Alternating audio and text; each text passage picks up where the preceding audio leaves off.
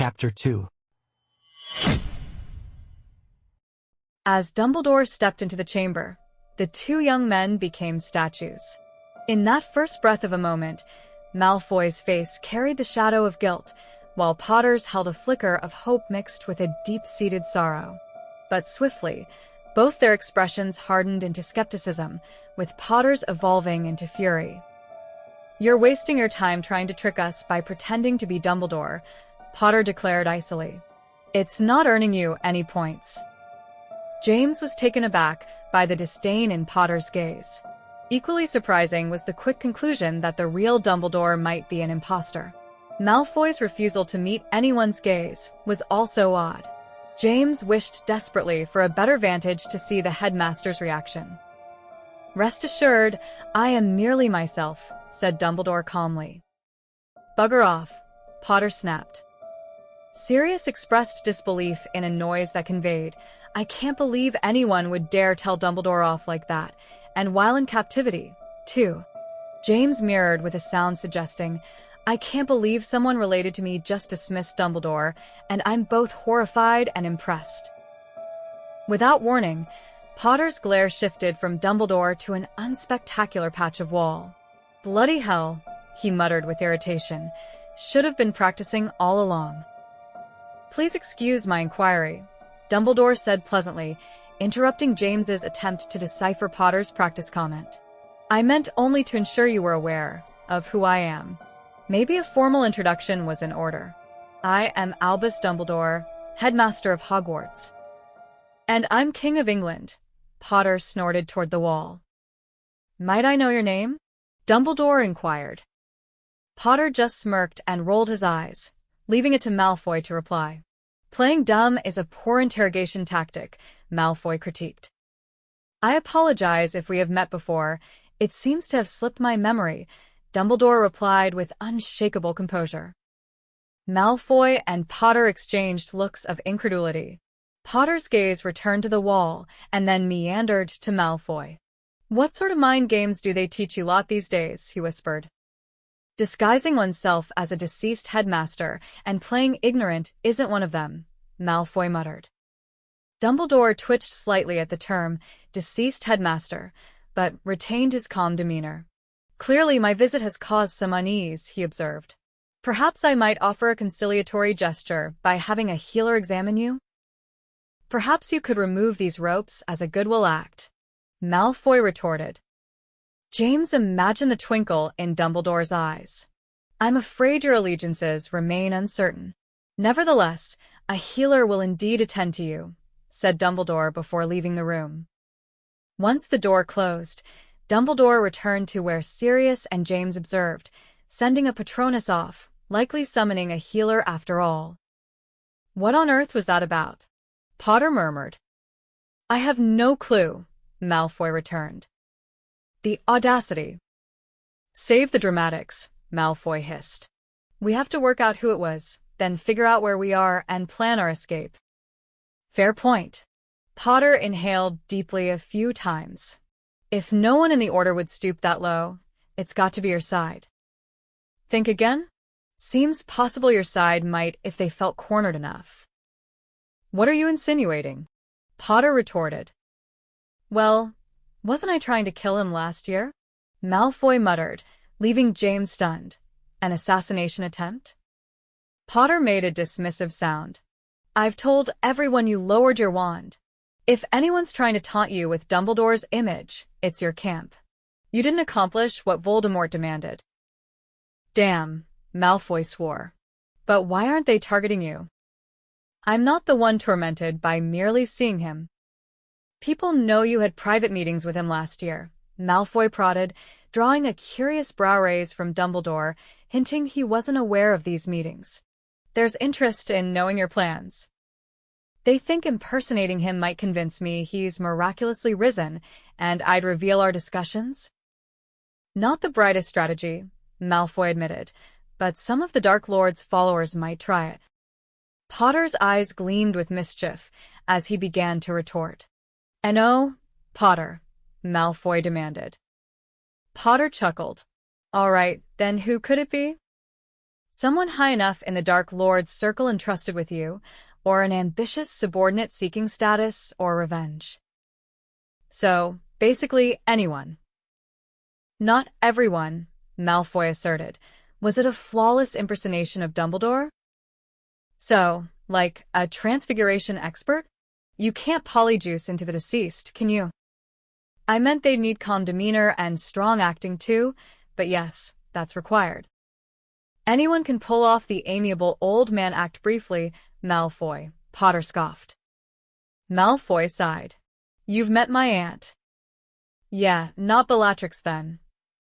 Sirius hissed furiously, leaving James pondering through convoluted family connections. Bellatrix as an aunt to Malfoy seemed plausible, but nothing added up. No Lestranges, Dolohov, McNair, nor the Dark Lord himself. Potter shivered.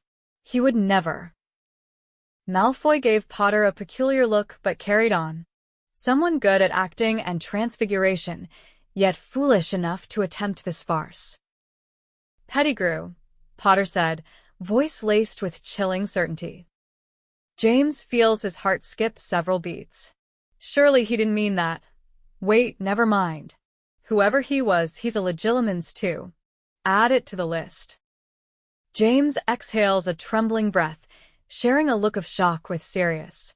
They'd have to discuss it later. He's a legilimens? Malfoy shrills. Merlin's droopy drawers, Potter. Why didn't you mention it sooner? I'm doing it now, aren't I? Potter retorts irritably. Well, that's just great. Was he good at it? Are you any good at a clemency? He was excellent, and I'm terrible at it. Thanks for asking. We're doomed. Basically, yeah. Except I think he didn't try it after the first time. What was he seeking? Meeting Dumbledore. You're in deep trouble, Malfoy says, a trace of enjoyment in his voice. The issue is, Potter grits through his teeth. Do you know anyone skilled at transfiguration? Or illusions? Sure, or illusions, who's also a talented actor and legilimens, yet creates utterly outlandish plans that no one would believe. Silence stretches between them. I might suggest Snape, but Potter hesitates. James turns quickly to Sirius, eyes wide. Snape, they whisper-shout simultaneously. He'd never try something so brainless, Malfoy sniffs. Not even to mess with me? Potter insists. He's captured me, and now has the opportunity to torment me using dead people I trusted. Don't tell me he wouldn't. He's probably aware of a dozen potions that could cause the same effect without the theatrics of impersonating the man he supposedly killed, Malfoy muses after pausing. Chill seeps through James. Snape is a menace, sure, and skilled with dangerous spells, but the thought of him killing Dumbledore is unimaginable. He shivers. Except, logically speaking, he didn't kill Dumbledore, as Dumbledore is present and alive, so these prisoners must be delusional. Right. Okay. Possibly, Potter sighs. Anyway, how do I know we're not just in a potion-induced dream world? Or that you're even real? I am real, I assure you. Yeah, but a hallucination of you would say that too. For heaven's sake, Potter, we can't entertain this nonsense now. If you're under a potion spell, you'll have to rely on rescuers, so you may as well cooperate for now. Says who? Are you implying you hold more knowledge of potions and torture than I do? Potter lapses into silence, disgruntled. It appears they truly believe you're dead, Sirius notes. Indeed, Dumbledore ponders. It's interesting. The Potter boy recalls meeting me at Hogwarts, though I can't say the same. I'd remember if he were a student at Hogwarts, James asserts. Same here, adds Sirius. He resembles James far too much. Indeed, Dumbledore echoes. I'm drawing a blank, Malfoy finally admits. Same, Potter offers downcast. Could be some kind of dark creature, Malfoy ponders aloud. HM? Like a dark creature, Malfoy repeats. Potter stares, uncomprehending. You know, unseen but powerful, emerges unexpectedly, and you miss them until it's too late? Potter's expression shifts to realization and then amusement. You mean a dark horse, he mutters mostly to himself. Malfoy seems perplexed by this, and lets the comment slide without response. Why leave the hand unchanged? Potter eventually questions the silence. That's your worry? Malfoy scoffs. Potter only shrugs. Might be relevant. Who knows? James notes his friend's confusion over the hand remark, but they're soon distracted by a hushed exchange from above, and Dorcas appears in the small dungeon corridor. Ironically, she appears as though she's just left a night out. She's dressed fashionably with her black curls wrapped up in a vivid scarf, but her demeanor is purely serious. Dumbledore approaches the cell door to brief her. Earlier tonight, we detained 2 young men involved in a very magical and mysterious event. They are now conscious but seem deeply suspicious, perhaps convinced I've died. His tone remains calm and composed. The young man on the right claims a head injury, sensitive to sound. The one on the left either did or didn't dislocate his shoulder while trying to escape. Dorcas gives a somber nod.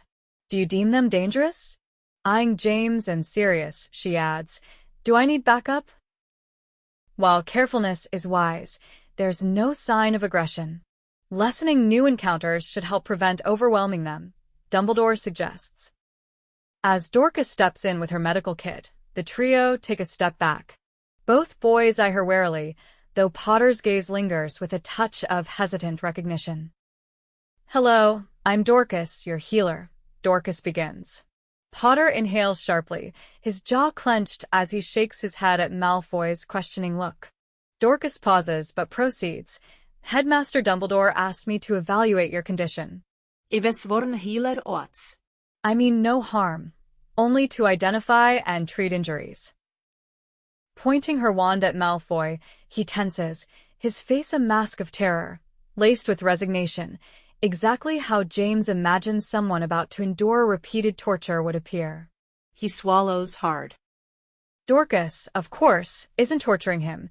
She hums softly as her spells make her wand glow in different hues over various body parts. You have a headache, mister. She trails off as Malfoy weakly shakes his head.